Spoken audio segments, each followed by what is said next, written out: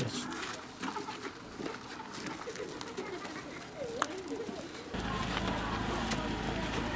gel, buraya gel.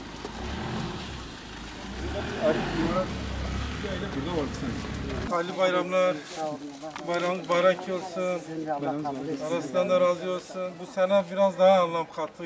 Şehit Yasin geçen yıl şehit edilmişti. Kurban eti dağıtırken Diyarbakır'da 6-7 Ekim'de.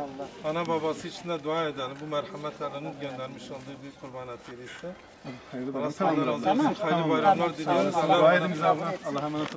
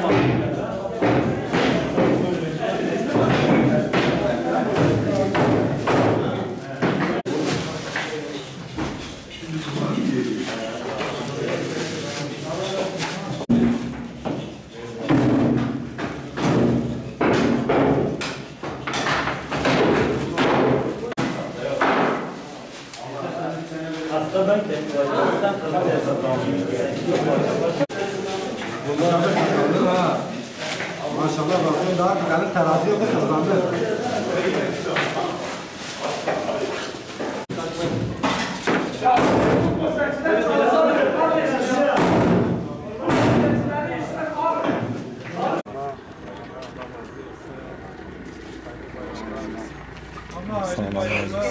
Sağ olasın. Bu merhamet elinin şehit Yasin'i hatırına dağıtı kurban ettiğini dua edin onlar için, aileleri için. Allah sizlerden de razı olsun. Hamdolsun, teşekkür ediyorum. Sonra daha gideceğim. Bismillahirrahmanirrahim.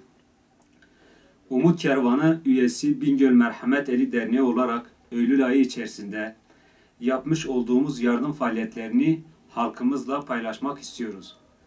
Buna göre Eylül ayı içerisinde yapmış olduğumuz yardımların miktarı şu şekildedir. 28 aileye gıda yardımında bulunduk. Bunun nakit karşılığı 2200 TL'dir. 13 aileye nakit yardımında bulunduk. Bunun toplamı 3580 TL'dir. 1800 aileye 2'şer kilo et yardımında bulunduk. Bunun nakit karşılığı 91.890 TL'dir. Eylül ayı içerisinde toplamda 1841 aileye yaptığımız yardımların tutarı 97.580 TL'dir. Bu yardımlarda katkısı ve emeği geçen tüm hayırseverlerden Allahu Teala razı olsun. Allahu Teala iman edenlere seslenerek kendilerine rızık olarak verdikleri şeylerden Allah yolunda infak etmeyi emrediyor. Hak katında bunların sevabını biriktirmeleri, inandıkları gayeye ulaşabilmeleri, bu hayırlı işlere koşmaları için mali fedakarlıkta bulunmayı teşvik ederek ayet-i kerimesinde şöyle buyuruyor. Ey iman edenler!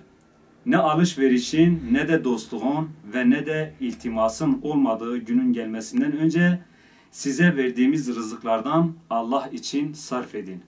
İnkar edenler ancak zalimlerdir. Bakara suresi 254. ayet. Serveti veren O'dur. Verdiği şeylerden infak etmeye devam eden de O'dur. Allah-u Teala geçici olarak tasarrufunuza bıraktığı az miktardaki malı o korkunç gün gelmeden önce onun rızası mucibince infak etmemizi istemektedir. Allah-u Teala sizlerden razı olsun.